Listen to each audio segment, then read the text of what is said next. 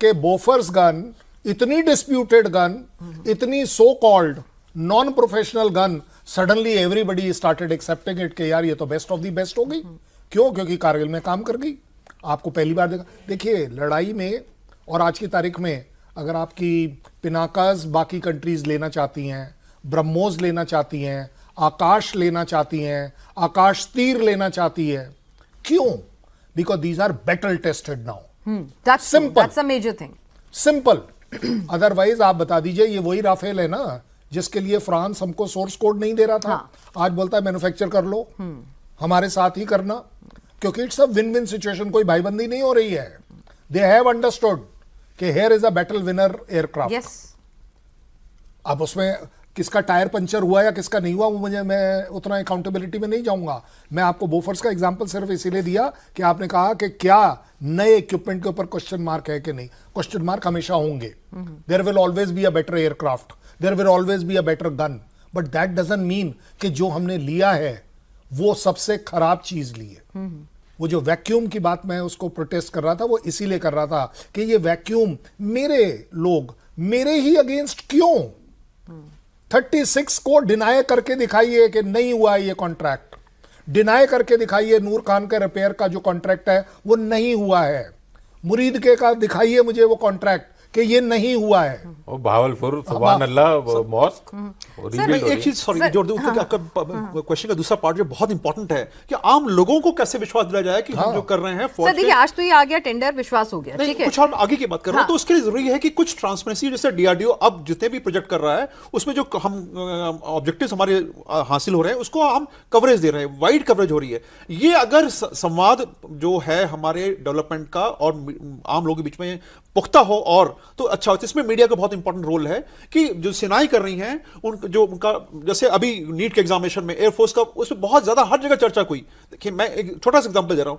हमने जो है HADR मिशन जो है हमने कोविड में कितने लोगों को दवाइयां दी, जब हमें अर्थक्वेक आता है, नेचुरल कैलामिटीज होती है, भारतीय वायुसेना तुरंत भाग के जाती है। तो ये हमारी खूबियां जिसको कि मीडिया में कवरेज भरपूर मिलना चाहिए ताकि लोगों को विश्वास हो कि हाँ ये वही लोग हैं जो खुद एक्वायर करते हैं, जानते हैं कि क्या करना है, हमें रिक्वायरमेंट क्या है। तो ये भरोसे के लायक हैं, जो कहते हैं वो करते हैं और जो प्रूव करते हैं। सेना पे मेरे को लगता है देश का पूरा भरोसा होता है, लेकिन उस भरोसे में संशय के बादल जो हैं वो किस तरह से डाले जाते हैं, वो पॉलिटिसाइज किया जाता है उसके अंदर। उसको बार बार कहते हैं ना 100 बार बोला गया एक झूठ जो है पर उसमें वो संशय के बादल ले ही आता है। लेकिन सर जैसे सर ने अभी कहा कि भाई कोई भी मुल्क जो है अपनी वॉर के अंदर कितना नुकसान हुआ, क्या नुकसान हुआ, इस तरह की डे टू डे रिपोर्टिंग नहीं करता है, ठीक है। तो क्या यहाँ पर भी थोड़ा मैच्योर ऑपोजिशन होना चाहिए कि भाई आप हमसे उम्मीद क्या कर रहे हैं? बिल्कुल, ये सोशल मीडिया का जमाना है, इसमें सब कुछ विजिबल हो जाता है, सब कुछ ट्रांसपेरेंट हो जाता है।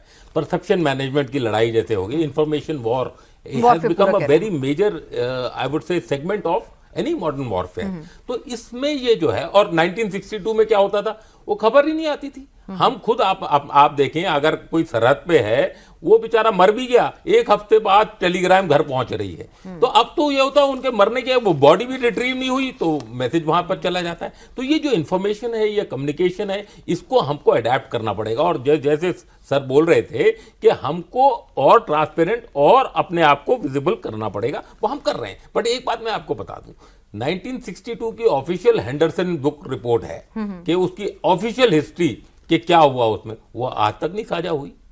तो इसी तरह वियतनाम वॉर में क्या हुआ उसकी ऑफिशियल, ये एक कांग्रेस रिसर्च सर्विस है CRS, उसका कोट करके वो बोलते हैं हमारे 42 जहाज गिरे, जिसमें कि 32 गिरे हॉस्टाइल एक्शन में और 10 गिरे फ्रेंडली फायर में या कोई मैल फंक्शन में या टेक्निकल कोई। तो ये इस तरह की ऑफिशियल जो चीजें हैं इनको रिपोर्ट करना और टाइम से पब्लिक को बताना ये बहुत जरूरी हो जाता है। लेकिन ये जो भेड़ चाल हो जाती है, हमारे कितने गिरे, क्यों गिरे, हमारे कितने मरे, ये एक मोरल लूजिंग फैक्टर होता है। लेकिन फौज में इसका ज्यादा फर्क नहीं पड़ता।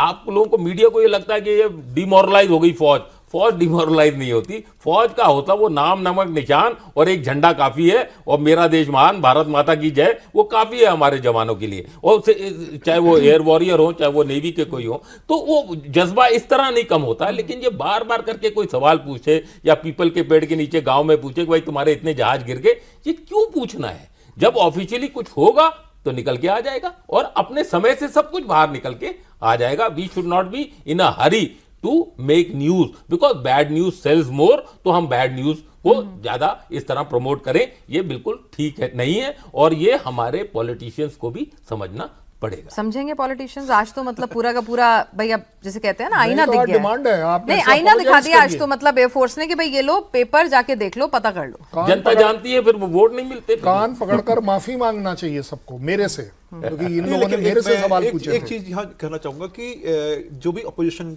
राजनीतिक पार्टियां हैं, उनका क्या उद्देश्य सेना का मनोबल गिराना है या जो डिसीजन मेकिंग बॉडीज है उनकी खामियां निकालना है? करेक्ट। तो वो राजनीतिक उसका उद्देश्य देख रहे हैं, तो वो वही कह रहे हैं। लेकिन वो मैं उस प्रश्न का उत्तर दे रहा हूं कि क्या आगे समाप्त हो जाएगा इस प्रकार का दोषारोपण? तो मुझे लगता है कि उस पर बहुत बड़ा प्रश्न चिन्ह है, संभावना कम ही है। राफेल को तो अब क्वेश्चन नहीं करेंगे। पहले राफेल की प्रोक्योरमेंट पे क्वेश्चन हुआ, पूरा अदालती मामला चला कि भाई साफ सुथरी तरीके से प्रोक्योरमेंट हुई है कि नहीं हुई है। फिर उसके बाद उसकी कॉम्पिटेंस, फिर उसके बाद कि भाई इतना महंगा खरीदा है कि भाई गिरा है कि नहीं गिरा, ये बता दीजिए। तो ये कहीं ना कहीं तो फुल स्टॉप अब लगेगा, लगना चाहिए। अभी तो अगर पब्लिक इस चीज को अब भी नहीं समझेगी तो कब समझेगी? At what cost you want to understand? मैं तो कह रहा हूं आप सवाल उठाइए सर, दबादब उठाइए, पार्लियामेंट के अंदर बैठ के बात करिए। ये मीडिया के पास बैठ के सवाल करना कि कर्नल शैलेंद्र सिंह बताइए कितने गिरे, मैं जानना मैं तब भी यही कह रहा था, आप मुझे बताइए कितने गिरे। मेरे तो भारती साहब ने बता दिया है, तीनों डीजीएमओ ने बता दिया है कि क्या गिरा या क्या नहीं गिरा।